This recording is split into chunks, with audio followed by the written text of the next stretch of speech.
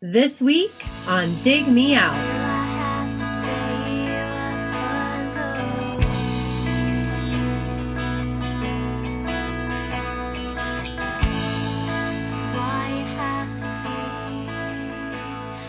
With your hosts, Jason ZF and Tim Minichi.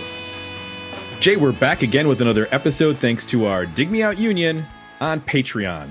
You can help us make the next episode happen by joining us at dmounion.com or digmeoutunion.com. Jay, this episode is an interview episode. That means we are graced with the presence of one Mr. Chip Midnight. Welcome back, Chip. How are you doing? I'm doing well, and I'm happy to be back. It's been a little while. I've fallen a little bit behind on my interviews, but we're playing catch up. That's okay. You stacked us with so many interviews at the beginning of the year. I feel like we probably overloaded people with so many episodes in the first half of the year that they're just now getting caught up. So we'll just start burying them again with more interviews and more episodes. So this is a deep cut. This is a deep cut for sure. Can you share the folks that you talked to for this one? Yeah, so I talked to Keith and Susie Ulrey of the band Pohgoh. Pohgoh. I think the first time I saw it, I was kind of like, "What is that? How do you pronounce this?" But then it's Pohgoh. I was familiar with them from their appearance on the Emo Diaries Volume 1 compilation that was put out by Deep Elm Records in 1997. They had the last song on that CD. But that was my familiarity with them at the time. They just put out a brand new record last month. And so their name resurfaced in my inbox, and that's how we ended up setting up the interview.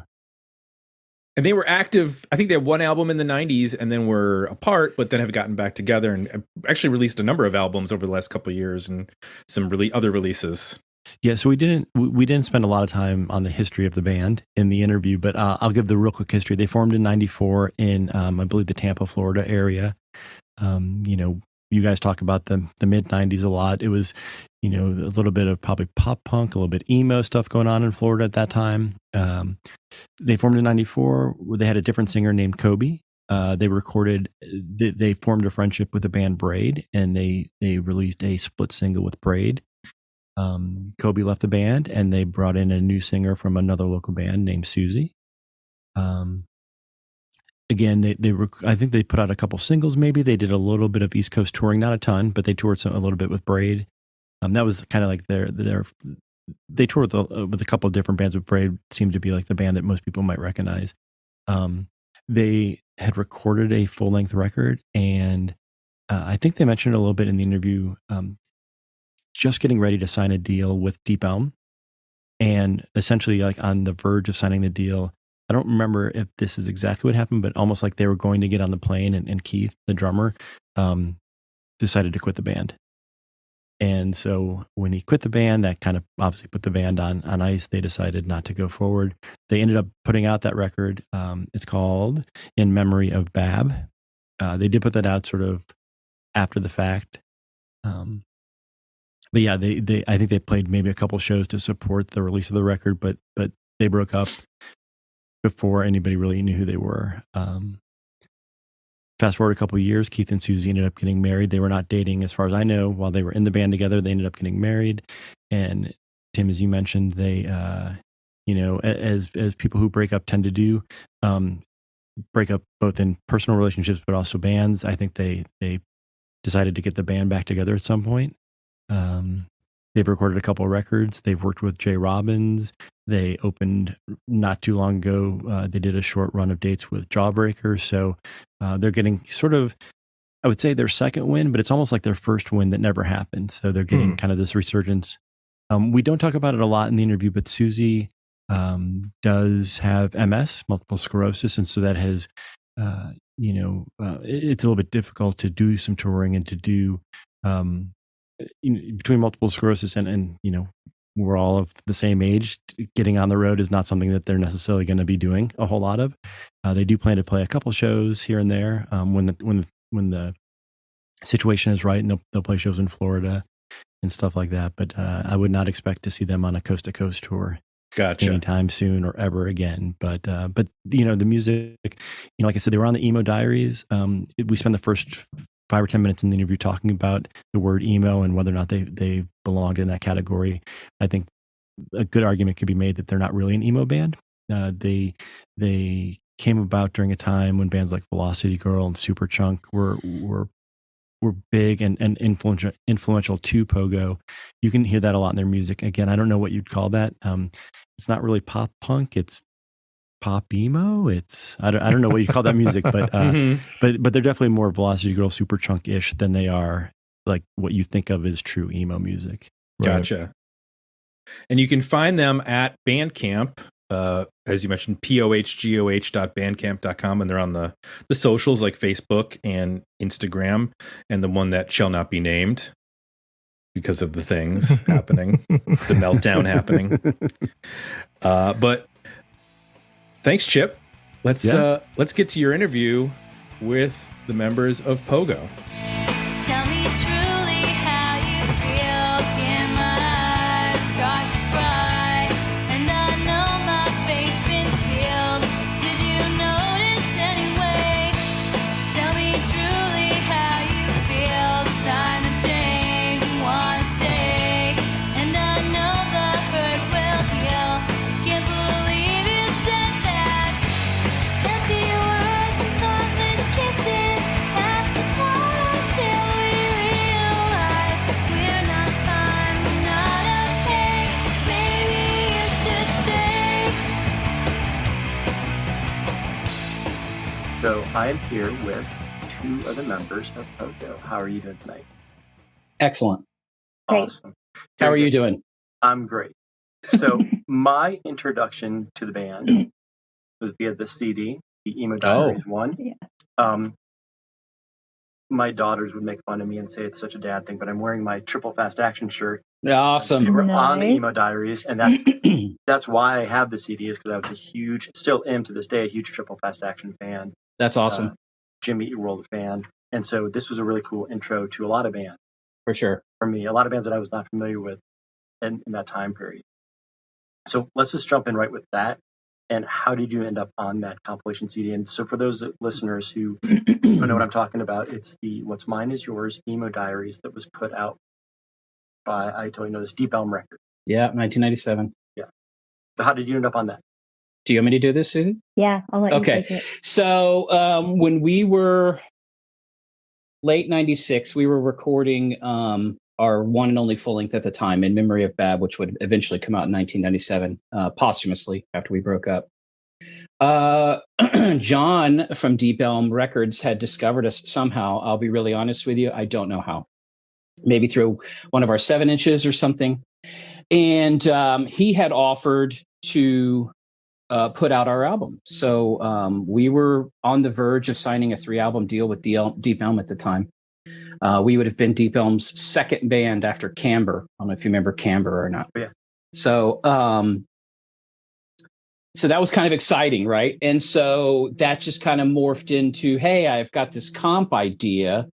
It's going to have Jimmy Eat World, Sam I Am. I don't even think he got any further than that. And we were like, well, of course, would love to be on that compilation. Yeah. And so we gave him a song, the song Friend X, which ended up on that comp.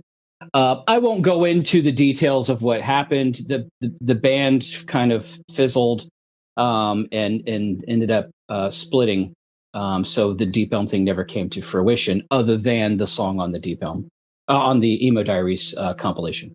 Yeah, and it's the last song on the CD, which Yeah. I don't know if you had any thought into that at the time that it was on, but No. in some ways, maybe I'm wrong. First song and last song might be some of the better slots, because if you kind of get caught in the middle, people might be forwarding through, but then they get to that Sure. last song, like, oh, this is the end of the CD, so I'll make it through. And I'm sure that I listened to it all the way through, but I do remember your song, and the Jimmy Eat World song, I think, is the first one, and so sort of a good bookend to that. For compilation. sure. I mean, we weren't asked we were just, oh, cool. We got the CDs in the mail, and we're like, oh, we're the last song. Yeah. You know, and it's a big song. Susie wrote it. I mean, it's a powerful song, I believe. We still play it. Yeah. And I don't know. I mean, I think it's a good album. You know, it has that fade out and then it comes back. It's like a teaser. So that fits well as far as it being the end. You know what I mean? Yeah. So I don't know. Susie, what do you think? I agree. I think that here we are, 2019, we went to Japan, and the main reason we got there, I think, is because we were on that comp. Mm-hmm. And there are people there to see us who had wanted to see us play, 20, 25 years ago. And Right. it was just a really cool full circle moment. Right. But and of course, they all wanted to hear Friend X. Yeah. So I mean, it was a really cool comp to be on. I think Jejun was on it too. Mm-hmm. Lazy Kane, yeah. So let me back up a little bit. I mean, he said the band fizzled out. He quit. But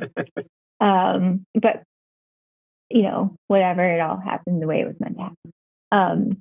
But yeah, so I don't know what I want to say about the comp. I think that we covered it. Yeah. So, but I do have a question. You said when you went to Japan, they wanted to hear Friend X, and I interviewed a singer from a band called We Were Promised Jetpacks recently. Yep. And their big song is Quiet Little Voices. Okay. And they haven't been around forever, but that song he wrote 12 years ago, and he said, how would he have ever believed when he wrote that song 12 years ago that would be the song that people call out for? So when you go to Japan and people are asking you to play that song, were you sort of like, we've written so many songs since then, why do you want to hear one of the first songs? No, not at all. I mean, we were very fortunate to go. We were excited to go. And we knew that we had a long history there, that our previous CDs, we put out an anthology CD in 2004 that had everything we had done up to that point, like 18 songs. And that had been distroed in Japan for many years. So we knew going there that people wanted to hear old songs. You know what I mean? But also we are on and currently are on a Japanese label called Waterslide that released our last album there in 2018. And so, it was also being promoted as the new songs as well. So when we played live over there, it was a nice mix of old and new. Yeah. Well, and a few years before that, there are these series of YouTube videos by this band called Beat Pop. And it's like a rotating list of musicians, but they're in Japan and they do cover sets. And I stumbled upon a Pohgoh cover set. And at that point, I don't even remember what it was, like 2015, Keith? 2016?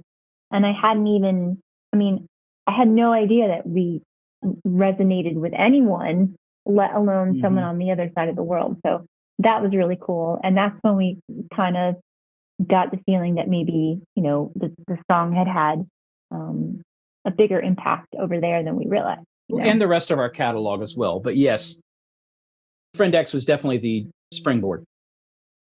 The Emo Diaries. Yeah. So when I talk to bands that have been around for a little while, I ask that question, would you have ever guessed YouTube wasn't even around. The internet was barely around. In your wildest dreams, could you ever imagine you'd stumble upon a Japanese cover band playing your songs? No, never. Especially not a song I wrote when I was 19. Right. Honestly, we were unaware because the band broke up in 97. Our only album came out in 97. And then in 2004, I mentioned we put out that discography CD called All Along. And the reason why we did that was in 2004, you started to have like MySpace. And of course, Friendster was done, if anybody remembers Friendster. But MySpace was a way to really find bands and tribute pages, or people were talking. And that's when we realized, oh my gosh, people are still talking about Pohgoh. And we started so we created like a Pohgoh MySpace page, a retroactive one. And people started messaging us like, I live here. I bought your CD here. I found this 7-inch at a punk rock record store and this and that. And when are you coming to this? And we had been years and years broken up. And so that's when we first realized, wow, there's a little bit of underground staying power, And so that's when we first did that CD of like, well, maybe people want to still hear this music, and let's put it all in one place at the time. You know, Mhm. obviously this was before streaming and all that. You Yeah. know, What was it like in the 90s when you were an active band? And again, I think I'm old enough that I can't remember when the internet really started taking off. Same. But uh, were, were you hearing from fans maybe through letters? Like how did you know that you had fans someplace?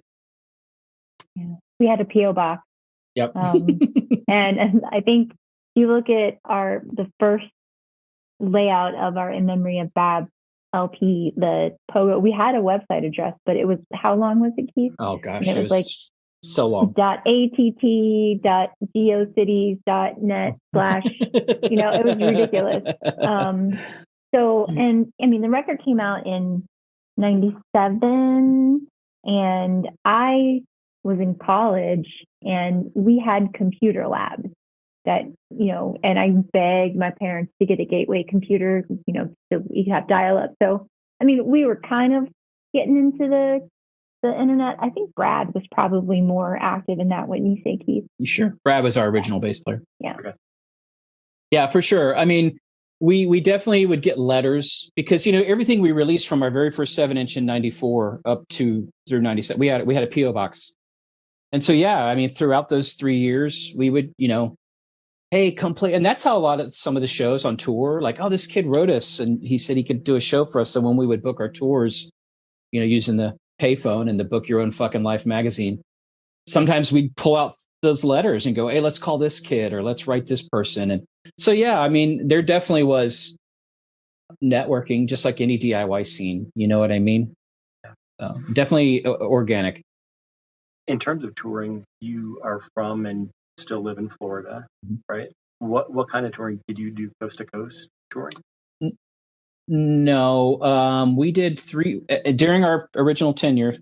We did 3 tours. One was just a short 10-day East Coast tour. And then in 95, we did a full 5-week summer tour. But even that was just East Coast over to like Chicago, Midwest, and just kind of a big circle.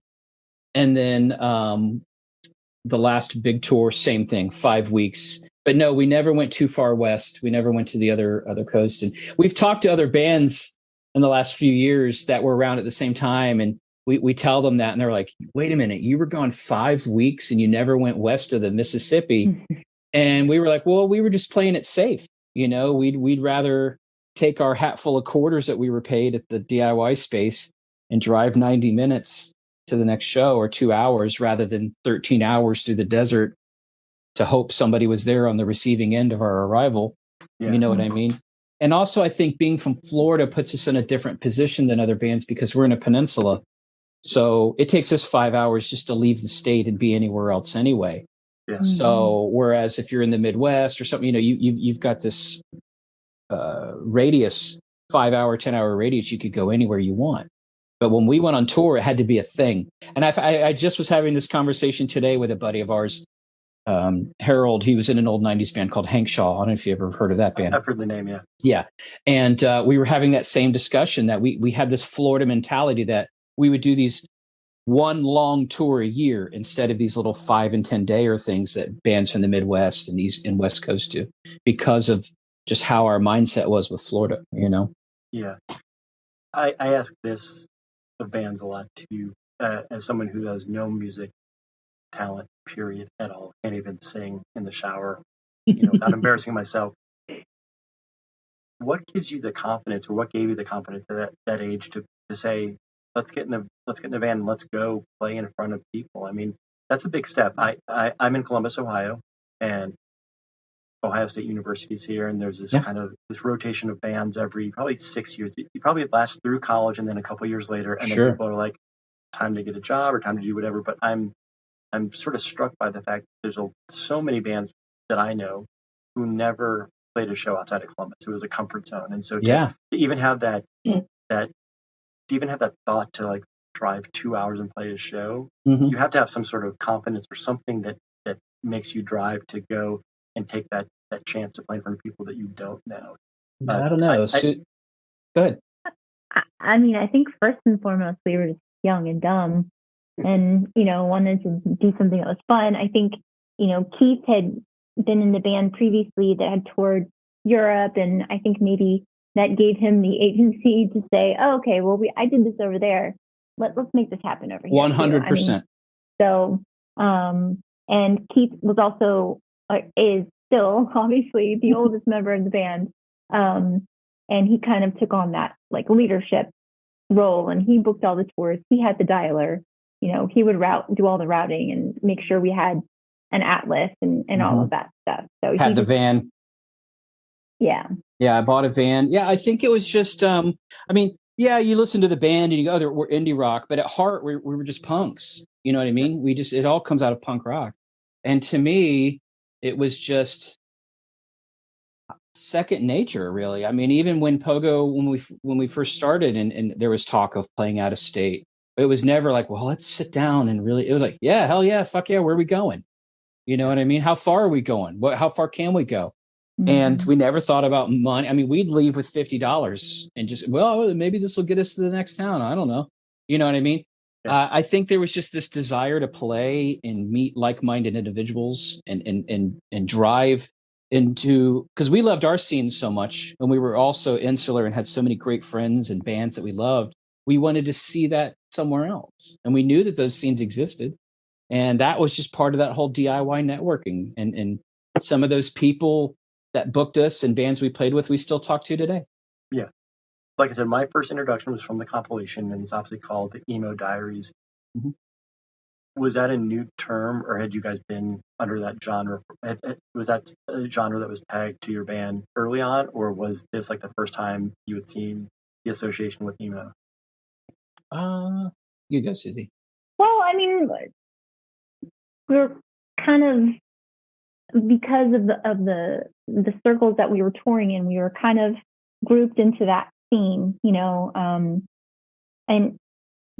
and let me just also state for the record that we were not a band for a very long time. Right. So when I say that we played, not being braggadocious, it was literally one or two shows. We would play with Braid.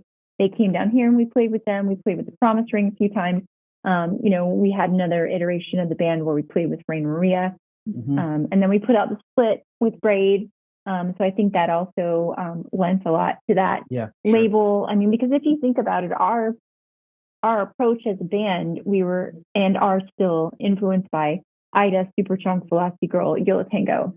Yeah. But our original bass player, Brad, and Keith both had, grown up in the hardcore, post-hardcore scene. So they had that DIY mindset, and that's how they just kind of melded together. Yeah. Yeah. Like to me, obviously, I was, 1994 when the band started, I was 23, 24, I'd been in the scene for many years. So to this day, I love Discord Records. So, Embrace, Rites of Spring, all that Dag Nasty, what was originally being called emo core, the term was already floating around. It wasn't a new term by any means. And so I think to us, we just looked at it as like another subgenre under the umbrella of the indie rock or punk rock that we were all into, and like Susie said, we also loved Versus and Superchunk and Yo La Tengo and Velocity Girl, but we also liked Fugazi and Minor Threat and Gorilla Biscuits, and you know what I mean? Oh, yeah. And so when the name started coming back around, and that's what they were referring to as second wave emo, we heard it. I remember we were somewhere on tour. It might have even been hanging out with the Braid guys, and they were like, "Hey, have you heard? So apparently we're all emo now, And I never, whatever. It is what it is. You know what I mean? Wasn't it a joke, or someone held up a Remo case? I don't remember. I don't know. Okay, and but I mean, I don't know. To me, it's like, yeah, I understand it being a disparaging term now, and people have certain connotations as the years have went on, but hey, the emo label has been very, very kind to us. Sure. So we embrace it. We do feel at heart that we're more of just an indie rock band, but we full on, you know what I mean? Like when we went to Japan, our friend that booked the tour, he is strictly a promoter of emo bands. And so we were, kind of told ahead of time, like, hey, when you come here, you're touring as an emo band in the emo scene. That's great. That sounds awesome. You know what I mean? We had no qualms about that. No. It's I get the mixed feelings about it, and some people refused, denounced it. It's been a good term. It's been a good label for us. I mean, when you and I, it sounds like we're about the same age, and so Mhm. like while you were listening to Discord bands and all that stuff, I was listening to Sunset Strip hair metal, and that's I another went through genre. that phase too. But I mean, that's another genre that like there was such a wide gap between like Motley Crue and King's X, Mm-hmm. but they were both like considered sort of metal or hair metal, yeah, Um, for sure. Yeah, and so I can see how it can be a benefit and a curse to kind Yeah. of be tagged into that thing. A Totally. benefit because you do end up on this compilation and with Yeah. other bands. Sure. And Triple Fast Action were like older. Yeah. I know Wes pretty well, the singer, and he's a couple years older than me. And I know that like even it was interesting how they ended up on their second record came out on Deep Elm. And all of a sudden, like they I think they sold more records on Deep Elm because they were on the emo comp than they did when they were on Capitol Records when they were For doing sure. indie rock bands. Interesting. I believe it. And the other thing that's interesting too is us, like back in the day when we were touring and playing shows or opening for touring bands here in town, we would play with the Swirlies. We opened for Verses. We play, but then we also played, like Susie said, we played shows with Hot Water Music and Promise Ring and Braid. And so to us, it was just, oh, cool show. Yeah. That sounds great. Mhm. You know what I mean? We never really separate. Well, this is going to be this kind of show at this kind of venue. This is going to be a house show in the basement. To us, it was just tour and playing awesome shows and meeting awesome people. Where in Yeah, Florida, I'm sorry, go ahead. Oh no, I'm sorry. Go ahead. I was just going to say we play, a VFW with hardcore bands on the same tour we played in the Middle East. That's right. With indie rock bands. So Mhm. we were like, we'll take it all, and like For sure. put us in whatever category you want. We just want to play. So And are you where in Florida are you today? And is it the same place you were when the band was around? Tampa. mhm. Yeah, we're all four of us, including our current bass player, Brian, are all Tampa natives. And again, since I'm in Ohio and I don't know Florida music scene, was there one club you played at? Was there a dozen different clubs? Like what was the scene like when you started? Was it Well, a lot of opportunities? by the time Pohgoh was going full, so I'd say, summer of '94 with our original singer. We had a singer before Susie joined. Sometimes we would play 5-6 times a month. So we had with the Tampa scene in the '90s was very, very strong. And the opportunity to play was, it basically was our social media. You know what I mean? People weren't going on Facebook and what's going on? Like, hey, let's go to the Stone Lounge. That was like one of our indie venues here in town. And let's just see what's happening. You'd hang out there 3-4 times a week, and just catch bands and this and that. Oh, that band dropped off. Dude, we'll play. We'll be here in an hour, whatever. Yeah. We played a lot and we played everywhere all the time. I always say that I love in the palm of my hand having a DVD player, a CD player, a camcorder, a video game system. Yeah. But being that age and having gone through that, there was a club in Columbus. There was a couple clubs, but a club called Stashes. Okay. And Stashes always at the beginning of the month put there on a poster board their calendar for the month. And so you could see who was coming. You couldn't go online. You couldn't check out a local listings. Like you went, and it was almost as much of a treat to go there to see who was coming as it was to see whatever show was happening. Yeah. And again, especially with local bands who weren't releasing music, if you wanted to see a band play their song, like if you wanted to hear those songs, you had to go see them. So it was an event. It wasn't just like another gig for a local band. It was, man, there's 3 songs. There was this band called Greenhorn that I loved, and they never recorded anything. And so if I wanted to hear those songs outside of my own memory, I had to go see them. And there is something special about those days where, like, and there's a simplicity to it that makes it kind of special, because you actually, you don't have all the information at your fingertips. You have to seek it out, Yeah. And that makes that discovery cooler, What was the strangest or most odd pairing, Bill? Like, did you have a friend that was like a promoter that was like giving you an opportunity to do something? I'm going to let you. I'm going to take this one. And I know exactly what I'm going to say. So we were on tour again with our first singer, Kobi, and we were on it. This is a long 5-week tour. And somehow we got connected with this band that couldn't play a show with us, but said, I know where you can play. And it was this very, very small town in Pennsylvania called Derry, which is right next door to Latrobe, which is famous for rolling rock beer. And so apparently this town, Derry, was like 1,200 population, and they had a theater there, the Derry Theater. And they said, look, you can go play there. Indie rock bands play there, all kinds of stuff, but it's all local. You'll be the first out-of-state band to ever play there. Like, oh, that's great. And they said, it's just a kid scene and just all, we don't even know who you'll be playing with. Great. We were just happy to play. So we showed up. It ended up being a ton of fun, met some cool people. However, we played with this art theater band called King Testicles and the Oracle of Fear.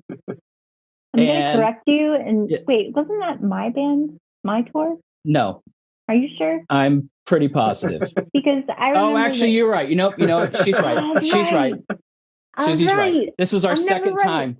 We went back because we had such a blast the first time. When we booked the second tour with Susie, we were like, we got to go back to Derry. Yeah. And we don't care who we play with.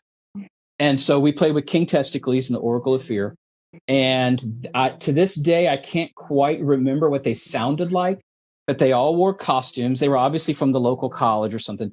The singer was this huge man, completely dressed head to toe as William Wallace from Braveheart, the Mel Gibson. And then, and he was the singer. And so at one point he's singing and then the music stops, like he theatrically like shuts down the band and starts to give this speech. And he's pointing in the audience and we're like, what is going on? And he's basically talking about his mortal enemy has shown up. What are we going to do? And so the crowd parts. And there is a full-dressed someone in ninja gear with a sword. And then King Testicles pulls out a harmonica out of his like sheath or whatever you call your wrist guard there. And he jumps off stage and proceeds to have a harmonica battle with this ninja with the sword. Of course, King Testicles won the battle. And then the show continued. It was amazing. I have a photo of myself and Matt with King Testicles. We'll send it to you. I'll email it to you or something when this is all done. It was LARPing before anyone knew what LARPing was. Yes. So to me, that's hands down like the strangest. I mean, we've obviously been put with weird bands and we should cover bands and metal bands. That to me was just so out there. Who was the man that we played with at the roller skating rink? The punk band. Oh, Submachine from Pennsylvania. Are you familiar with that band? No. So early 90s, they're from Pittsburgh, crust, gutter, Mohawk punk, like, whoa, what are we doing playing with this band? Dude, they couldn't have been any nicer. They dedicated a song to us. I mean, it was awesome. That was definitely a very strange billing and one that we kind of walked into timidly, like, is this going to be okay? Nervous. Yeah. But yeah, the theater one was just so bizarre. But the full circle of it is it wasn't awkward. We had such a great time and they were so fun and bizarre. I know that was a long answer to a very short question. No, that's a great story. I haven't heard you say anything about being in it to make the money. But that question being asked, what was the best paying gig or what was the thing that brought in the most money that you're like, we can make money at this? Like, is this a mistake or what's going on here? Back in the day?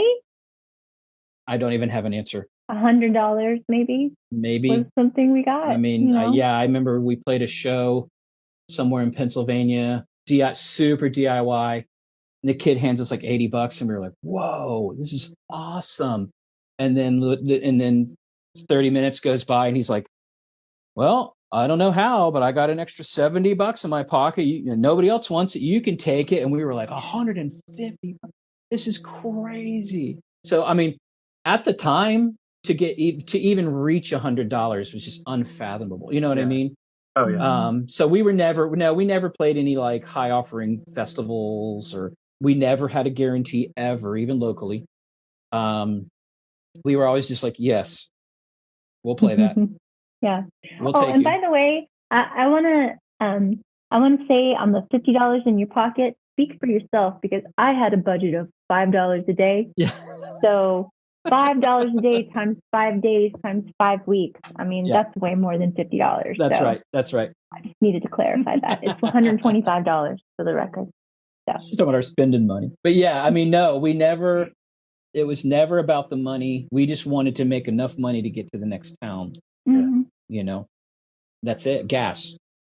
You know, we'd scrounge food. If somebody offered us food, oh, yes, please make us dinner. That would be amazing. Or go to the grocery store and get like a box of pasta and a jar of sauce. And Yeah, eat off of $3. that. Feed Yeah. the band for $3 or whatever. Yeah. Yeah. And so since like the band reunited and you reignited it, you've done some touring, right? For sure. Mhm. Yeah. And you definitely are doing things different than you did in those days, right? Yeah. I You're mean, getting guarantees now. No, and that might even just because we've never asked for them. You know, I mean, we were always self-booking. We've never had, and still don't have a booking agent. As a matter of fact, the new album that's coming out in a couple weeks is the first time we've worked with another label other than ourselves in 25 years. Mm-hmm. You know what I mean? So that's a new experience for us as well, and it's been very wonderful. Yeah, no, we don't. We've just been fortunate with the tours and stuff that, you know, when we reunited and on our first comeback album, Secret Club, came out in 2018, and we did a 10-day self-booked tour up to New York and back, had a blast. And then that's when we just, I don't know, the dice of fate. You know, we got 4 shows with Mineral that were all Southeast dates, and we were like, whoa, this is crazy. And then we were asked to do a 10-day tour with Jawbreaker. We were the pinch hitters. They had to reschedule. We were pinch hitters. Yeah. Because pinch hitters, originally, it was supposed to be Jay Robbins and Warren Women and Jawbreaker, but they had to cancel because of the hurricanes in the fall of 2018. Right. So I jokingly said, "Oh, just ask us if no one can do it," and they asked us. So yeah, they asked us to play. I didn't actually think that they would seriously ask us. I was like, "Oh yeah, I'll just joke around and say it." And then, so that was cool. And then the thing with Japan actually was put in motion in the fall of 2018 when the promoter that we mentioned was actually over here from Japan to go to Fest, which is a big punk festival in Gainesville. And he saw us play and he said, "You're going to come to Japan." And then we were in Japan about 6 months later or 8 months later. So it was just really cool coincidences and events just falling into place, you know? Yeah.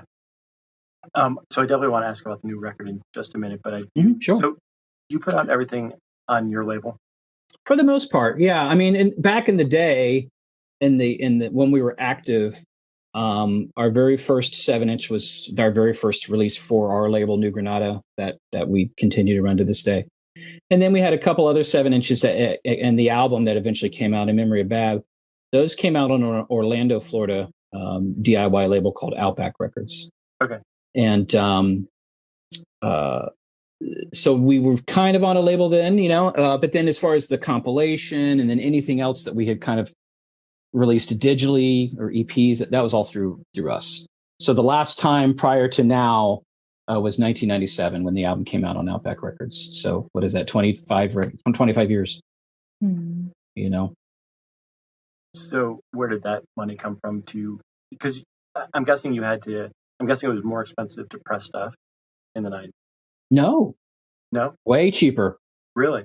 Yeah. Price of vinyl manufacturing has gone up even in the last year. See, I own and run a record store as well. So I'm in this world. Yeah. It's so incredibly expensive to do a record now. Vinyl was a dead format in the 90s. You're right. So nobody cared about vinyl. So that's why it was easy for punk bands to put out 7-inches because it was cheap and the records would come back quick. Yeah. And you could sell them cheap. Yeah. You could do 300 7-inches for $300. Oh, wow. Sleeve included, and sell them for $3. And we tripled our profit. You know what I mean? Mm-hmm. It was so cheap. When he says sleeve included, we made those at Kinko's. You know what I mean? Like, just DIY. I mean, it was so cheap. Vinyl was so. I mean, I don't know if you ever go back and see or find me. I see you got a ton of flyers and posters behind you there. But sometimes when you, $15 Oh. tapestry because the wall background is like really old wallpaper. Oh, it looks like, great. Well, because the zoom is a little grainy, so Yeah, it looks like yeah, it yeah. looks legit.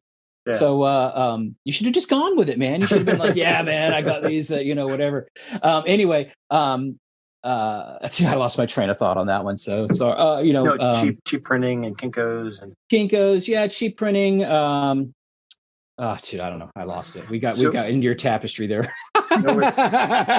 So going back to, like you said, your website, I did the same thing. I wrote for a print magazine, like a newsprint kind of magazine that was Midwest distributed, and okay.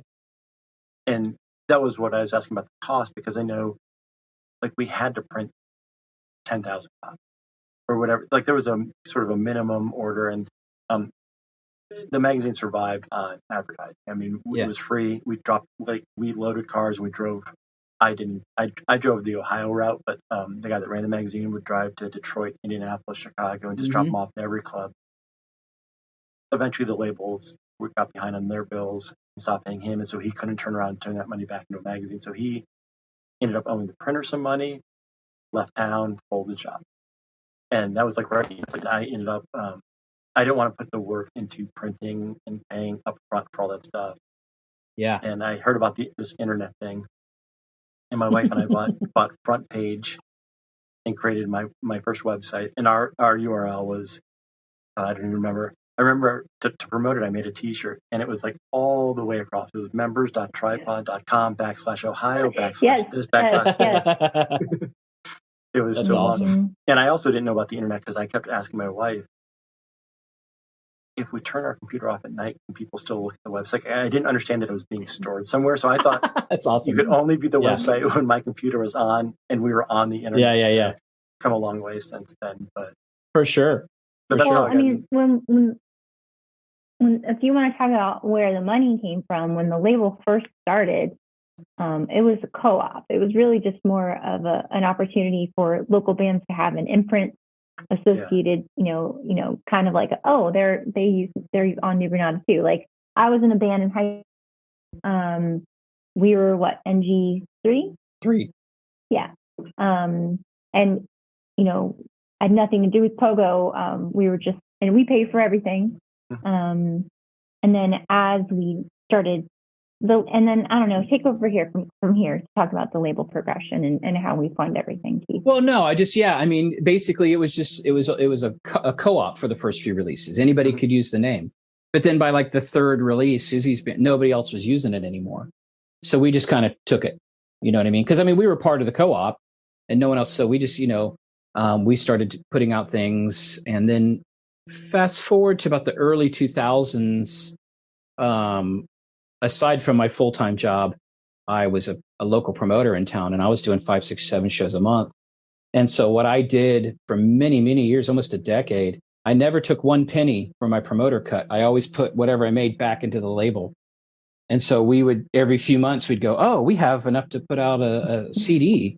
And so we'd contact a cool local band or friends of ours, hey, can we put your CD out? And then we would just start all over. And then that just, because I want to say about like 2005, New Granada had only put out like 10 things, even after existing for 10 years, because we started in 94. But since 2005 to now, I think we're going on like 88, 90 as far as the title. You know what I mean?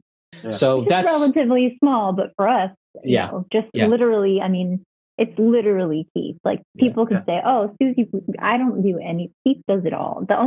I get final say on bands. Yeah. And I get veto power on bands. So it's kind of like A&R, but he literally does everything on his own. Yeah. So the band breaks up in 97 with the full length done and ready to come out. Did you keep doing music and it was just the band was done, or did you kind of decide to put music aside for a while, or maybe put music aside forever, but then get pulled back into it? Well, as Susie previously stated, I left the band. I was having some issues. So I needed some time to just kind of chill out and just kind of get my life in order. And it was only a year and a half later, maybe, that Susie sent or gave me, because there was no sending of anything. There was no, a cassette of some bathroom demos she had done on the acoustic. And I was just like, these are awesome, you know. So Susie and I and our friend Chris and Matt, who was the guitarist in Pohgoh, just started kind of practicing again, and we formed a new band called the Maccabees, and we put out a couple EPs, and that lasted a few years. We did one short tour, and so yeah, the answer is yeah, we continue to be creative but it wasn't this full-time thing by any means. Yeah. Well, and you know, I'll back it up a little bit. We actually got back together to finish writing 2 songs. Remember, we wrote "Tell Me Sure. Truly" and "All Yeah. Along." Mm-hmm. Yeah. We Pohgoh got back together about 6 months later after the break because we realized with the album coming out with the label that we needed to add 2 songs. So we had written 2 songs that just never got recorded. Mhm. So we quickly got together, put them in the But it studio. wasn't like we're getting added. back together. It's like No. we need to record these songs for the record. And I remember even like the 3 of us trying, let's get the band back together, Keith. And he's like, no, I'm not ready. Yeah. So, and then we took a break and I sent him those demos. And the Maccabees was basically Pohgoh, but with a different bass player. Yeah. So, For sure. Yeah. And you said promoting. Yeah. That was later on in the 2000s for sure. I was doing local promotion for shows and stuff like that. And then Susie and I had another band that lasted about 5 or 6 years before Pohgoh got back together called Rec Center. And Susie, you know, as you may be aware, or your listeners, has multiple sclerosis, and that has up and down flares. And so she had a couple years where she was having a hard time playing guitar. So she started trying the piano or keyboard. And so when we formed a Rec Center, we got her a Wurlitzer, which is awesome. Mm-hmm. And we never toured with that band. We put out a 7-inch and we put out a CD at the time. It's on Spotify and all that. And that was just a fun band because I think at that point we were thinking, oh, we're older. This is what we do now. Get together once a week and play music with our friends. And then we'll play the occasional local show. And that's just where we're at, the elder statesman of life in the music scene. And then Pohgoh, we decided to get Pohgoh back together and it just went nuts. When you got back together, was there an event? Was there like a reunion show? Was there something that caused the reunion, the reformation, the rebirth of the band? For sure. Yeah, a few times over the years, because I mentioned earlier we run our own label, New Granada. And the very, very first Pohgoh 7-inch, NG001, came out Christmas night, 1994. And we played a show that night. And to this day, I continue to put on a show at Christmas night. It's just something to do. It's super fun. And so every 10th anniversary, 15th anniversary, you know, so one year we got back together with Susie and played a show on Christmas night. That was awesome. One year we got back together with our original singer, Kobi, and only played the old songs. That was fun. And then around, 2014, I guess, which would make it 20 years, the 20th anniversary of the label, we were like, man, wouldn't it be fun if we played a show where Susie and Kobi, our original, we did it all together. And so we rehearsed over several months. And so what we did was kind of a split set where Susie played guitar and sang, and we did her Pohgoh songs. And then Kobi came out, and instead of switching places, Susie played second guitar and sang backups. And so it was all 5 of us. It was fun. It was so, I mean, I'm kind of getting goosebumps a little bit talking about it, to be honest with you. And that was when we were like, man, why did we stop doing this, man? Why are we doing this every 5 years, man? Let's just do this, you know? And so pretty much what kind of led to the band getting back together full time was, like I said, we with the songs we did with Kobi, we had a handful of songs that we had written back in the day that never got recorded ever. And we were just like, man, these were such great songs. So we actually recorded an EP with Kobi singing and Susie doing backup vocals of new recordings of very, very old songs. And that came out, I'm going to say 2015. We did a limited 10-inch. And that was very well received. And that was our first quote unquote new music in 20 years, even though it was old songs. And that really cemented of like, man, we should do this. And Kobi was like, you guys do it. You're the better band. Susie's wonderful. You have my blessing. Go be Pohgoh. And just, I'll be a fan. And that's what we did. And I have to imagine, like I was talking about that band before that never recorded anything. Mhm. There had to have been people that have been following you that when that EP came out, they were like, I remember hearing these songs Yeah. 10, 15 years ago, and now I get to actually own them. They're finally That's right. recorded. When you were playing shows like the reunion shows, were people coming, like people maybe that had moved away? Like was it an event where people, you noticed that there were people who were like, yeah, I used to live in Florida, now I live in New York and I came back for the show? Did you get any of that kind of stuff? Well, I mean, the actual Christmas night show of it all, there are already people in town who aren't normally in town because they're visiting family. So I don't know. Would you agree, Keith? That Yeah, it's a scene. over It's a on scene Christmas night? reunion. I mean, it's a 90s music scene reunion. You know, and as the years have gone on, it's kind of become its own new tradition for younger people. You know, but yeah, no, for sure. I mean, when we would play, and sometimes people would. Sometimes we'd get contacted. Hey, who's playing Christmas night? There any reunions? Because there wasn't always a big reunion on Christmas night. You know, sometimes it would just be cool local bands or whatever. But no, anytime we would do something special or an anniversary night or some other band that hadn't played in a long time, that was, the first time we reunited with Susie on Christmas night, it was 4 bands, and it was all 4 were 90s Tampa scene bands that hadn't played. And we decided to turn it into a fundraiser for the National Multiple Sclerosis Society, MS Society. And this club, I mean, legally couldn't hold 150, 200 people. And I can remember, man, we cut the door at 400 people. I mean, we had to shut the door. We're turning people away. I think we donated like 15 grand to the MS Society. So that was Pohgoh's first time back together with Susie. And that was also with other 90s. So it was this huge event. People were just losing their mind.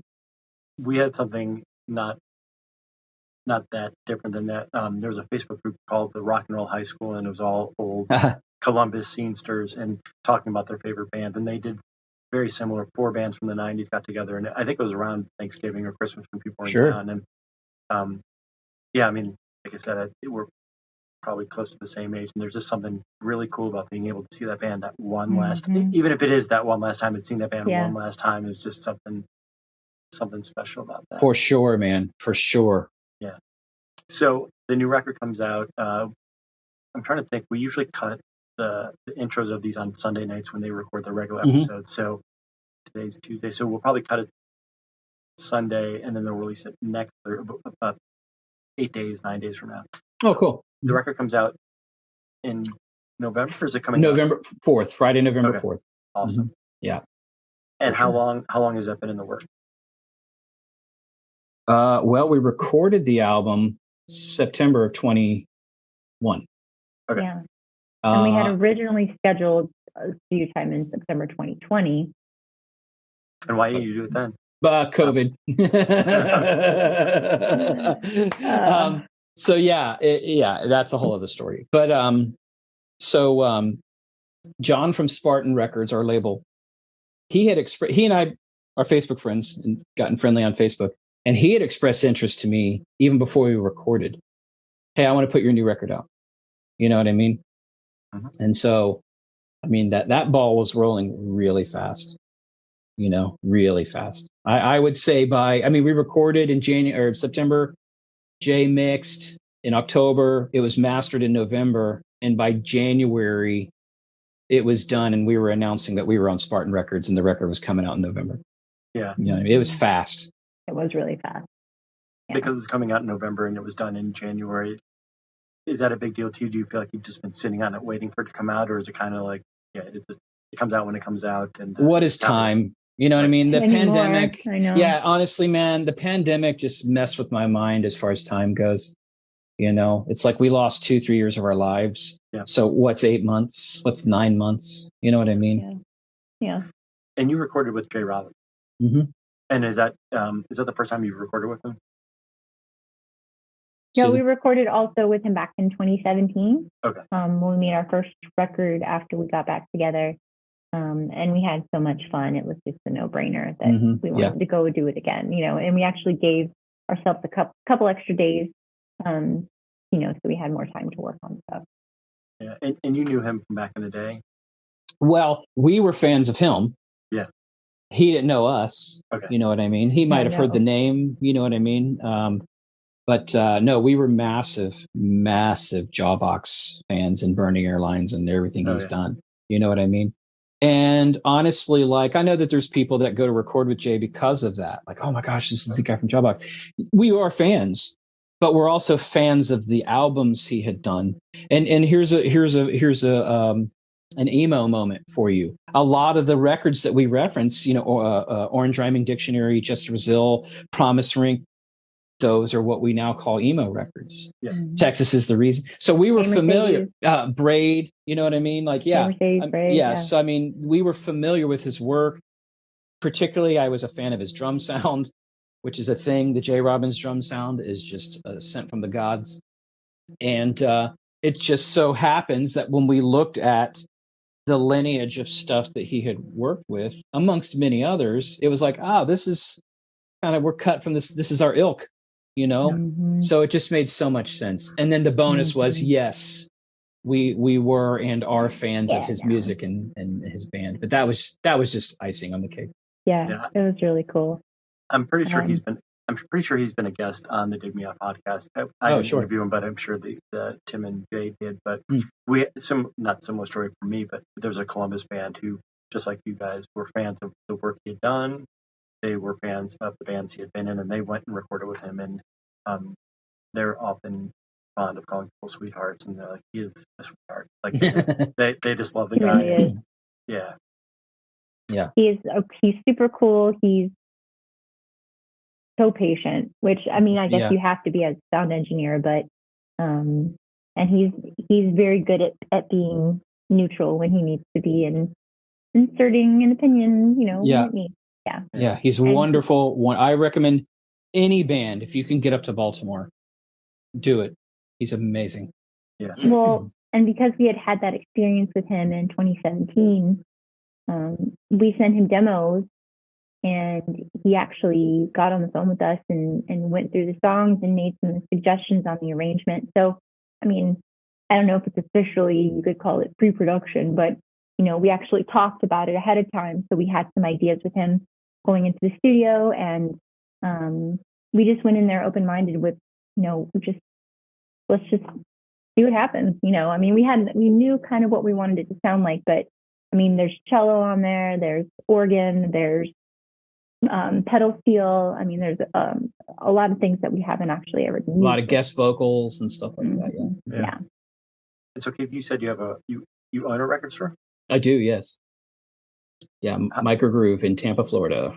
And how long have you had that? December will be 11 years. Wow. Yeah.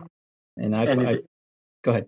Is it just records, or did you have CDs? No, well, it's really small. It's about the size of a 2-car garage. It's about 600 square feet. Huh? We're about 80% vinyl. And of that 80% vinyl, it's primarily used in secondhand with some new and reissues in there. And then I do sell like used tapes and CDs, but it's primarily vinyl. So 11 years is probably on the cusp of the vinyl resurgence. Like, was it just something you loved and?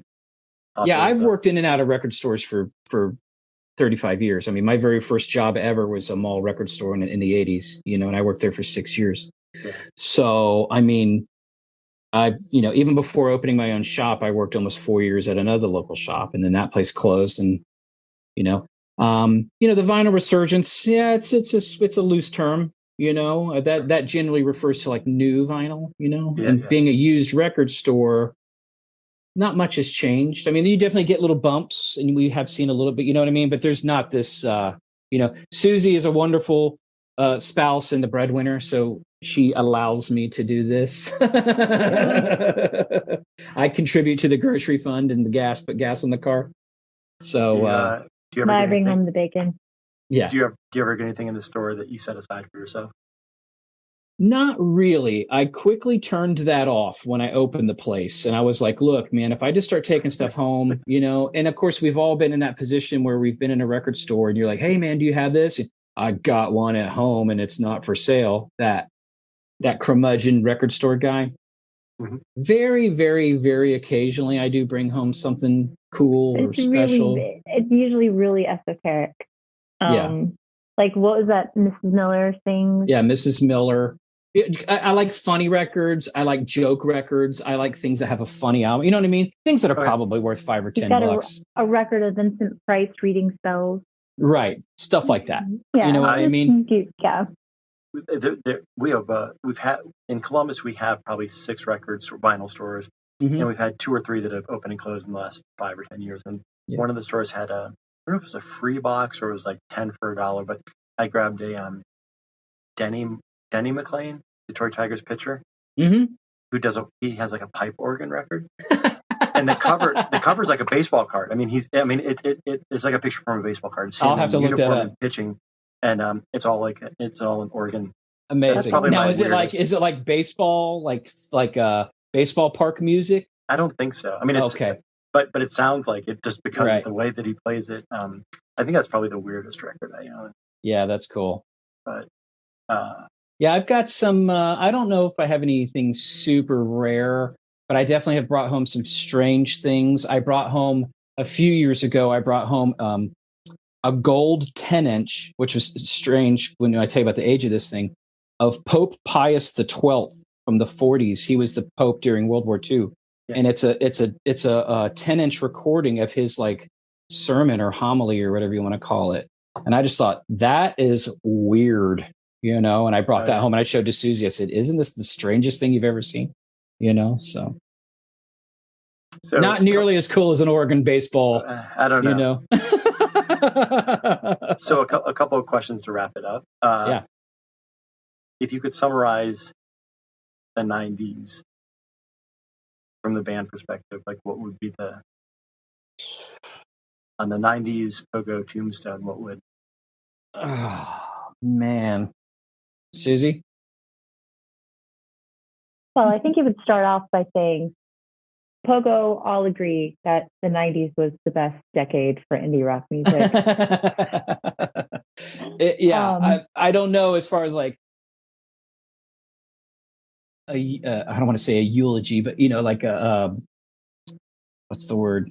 A headstone. Yeah, I don't know. I mean, it was such a wonderful, wonderful time to be in a band and make music, and it was exciting to make music, and it was exciting to play shows, and it was exciting to tour and meet people, and and of course I'll say it, it's exciting when people like your band. You know what I mean? Because it's one thing, people say, I'm just making music for myself. Well, then stay in your garage.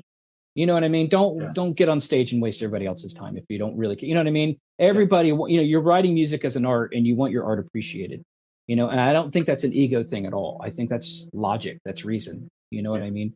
So the 90s was just a wonderful creative period for so many bands, especially in the DIY indie network. It just was a great, great time to be a band. So like I said, these guys have been doing this. They've been doing it, I think, 11 years. They've done over 600 episodes. They release a new episode every Tuesday. Wow. So I don't know all 600 albums they've released, but what album would you suggest that has been overlooked and underappreciated from the 90s that they should throw into the review bin if they haven't already? Anything by Versus. Secret Swingers. 2 cents plus tax. Versus, we've probably said their name 2 or 3 times this podcast. We are such massive, massive fans of that band and such an influence on us. You might not hear it in Pohgoh, but in our minds, we hear it. You know what I mean? Yeah. And the reason why I think that they're a good choice as far as forgotten is because as of today, now you can't stream Secret Swingers or 2 cents plus tax. Those two anywhere. They're not streaming anywhere. You can only the full record is on YouTube. Somebody put it on YouTube. So they truly are missing right now. You know what I mean? And the cool thing is they're back together. They just put out a killer album about 2 years ago, and it's amazing. So I think Susie and I can agree. Either one of those albums, probably Secret Swingers by a hair. Just a perfect 90s indie rock record. I don't think they've done that one, but that is exactly, I think, what they're looking for is those things that you can't stream everywhere, that it's hard to find. You can't, other than YouTube, or unless you have it, you have the CD or the vinyl or tape or whatever. Yeah. Yeah, Sorry. and I don't think the vinyl or the CD nothing's been. Well, they re-released some stuff, but I don't think they re-released. No, you can't get it. You can't get it anywhere. I can do this without asking you, but I'll have you do it. Plug any websites, anything. Bandcamp, the best place to hear your music, or order your music through Bandcamp or through a website, or how best can people? Well, if they're wanting the new record, if they're wanting a tangible, they can order it from Spartan Records, SpartanRecords.com out of Seattle. If you have listeners overseas, the label Big Scary Monsters is distributing a UK exclusive for Spartan. In Germany, there's a label called 30 Something Records that is distributing a exclusive red vinyl. In Japan, you can get our CD on Waterslide Records. And as far as just hearing us, Bandcamp, any of it really, PogohFlorida.com, POHGOHFL.com goes to our Bandcamp. Yeah. And you can stream everything there. But we're on Spotify. We're on all the streaming platforms and stuff like that. But if people want to keep it DIY and they can go to Bandcamp, it is certainly all there. Our whole catalog, all the way to the very beginning with Kobi up to the new album. Very cool. Well, thank you for taking the time to chat. And, this is great. Thanks for listening. To support the podcast, visit www.patreon.com/digmeout and become a monthly subscriber at www.digmeoutpodcast.com, where you can find links to our Facebook, Twitter, and Instagram pages.